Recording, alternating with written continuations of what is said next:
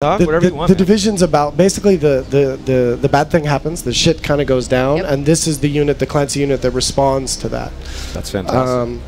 So yeah, this is our playable demo that we had at the Ubisoft booth, and we're kind of showing off so you can see the detail in the game. I know we also read the internets, and I'm sorry. Yeah, there's a lot of people talking about the graphics and stuff, and I mean, this is on Xbox One, and you know, I and the whole team is extremely proud of it, and I think it's a pretty gorgeous game. Yeah. So you got weather effects, you have time of day, everything's dynamic, and here is the group of agents actually approaching the dark zone, the wall. So as you go up, what's going to actually happen is your communication system or your shade technology kind of fails, because we really want the players to realize you're moving from co-op space or your kind of open world out in New York, and now you're moving into the multiplayer space, and we don't have a loading screen or a lobby, so we need a way to make that really clear, like, okay, something is very different here. So this is the transition that you have going into in the division, going into multiplayer space. That's it. This is so it's, well, now it looks like there's a loading screen. Thank you for doing that. yes, you're welcome. Well, I didn't see the loading screen. I was looking at you whenever you were talking. So oh, that's right. They're gonna, it cuts out. Yeah, don't worry about it. So yeah, it's definitely not me. It's a lot of very smart Swedish engineers that do that. But well, so here in the fighting area, you can jump in, you can jump out. Is the fight in the area ongoing? Is this something that you're going to come in and participate, and then when you leave, it still rages on? It can be. I mean, it depends on if it's players. Obviously, they're probably going to move or leave. The enemy factions that you come across like this, they're going in the dark zone for the same reasons you are as a player. Sure. So this pandemic has hit. Resources are scarce.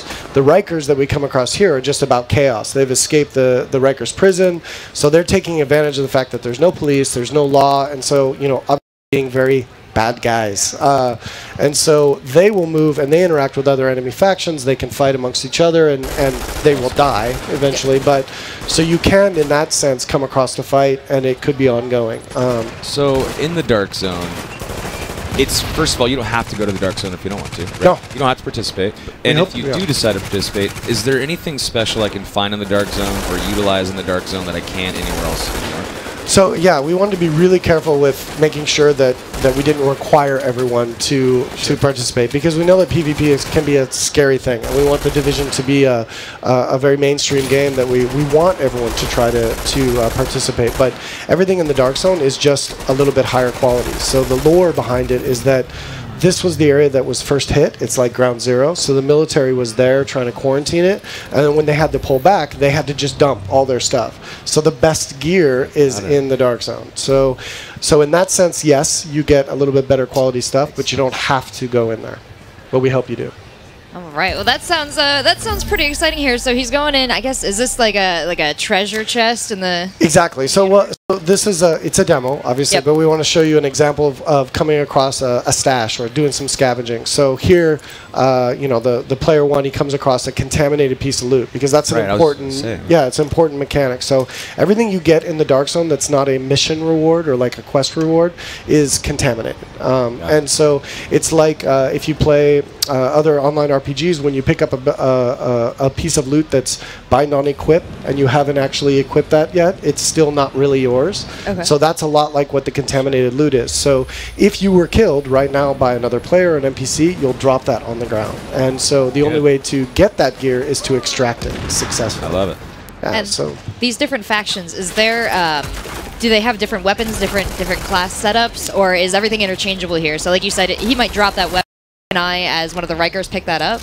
Well, the Rikers are the enemy faction, but you as another agent, yeah, absolutely. So there's no like class-specific gear or weapons. There will be weapons that have statistical bonuses that are better for, like, you see the seeker mine that goes out or the turret. They'll kind of buff that or benefit that. Everyone likes a loot upgrade. Exactly. Wow, it's the point of the game. It's an RPG about character progression and character power, really, in the end. So you're going to want the better quality stuff. You're going to want to modify it. And if you look here on the someone has loot in the Dark Zone, they get a new inventory. So that contaminated yellow bag there, that tells you when a player has something. Right. So you can see visually when you come up on some other agents whether or not you might want to take them on, because if they don't have anything, there's absolutely no benefit to engaging them. So except keep your eyes on the booty. You know, yeah, exactly. Except for if you just want a PvP, which a lot of people will do as well. I so, want to. I can't wait to. I saw. I think it was yesterday. Whenever at the end of the Dark Zone demo, he kind of betrays his team. Yeah, that was. That's what I want to do in the game. Because I'm a jerk. So. A Dark Zone in here. Nice. So I want to bring it out on people. You're just kill them. You're soulless, is what you're saying. You got wrong colored hair, but that's messed up. Was that some ginger discrimination? Just kidding. I have a little bit of a problem with that. No, it's okay. So you know, it was actually for the demo. It was to kind of show that we don't want to control. We don't want to pollute the Dark Zone. It's about giving the players. How can you know exactly? So right now you can leave group and you can betray your teammates that you just been playing with if you choose to, because we're not kind of controlling your actions. But there is payoff. You go rogue. The area is notified about your location. You have a bounty on your head, so for other players to take you out.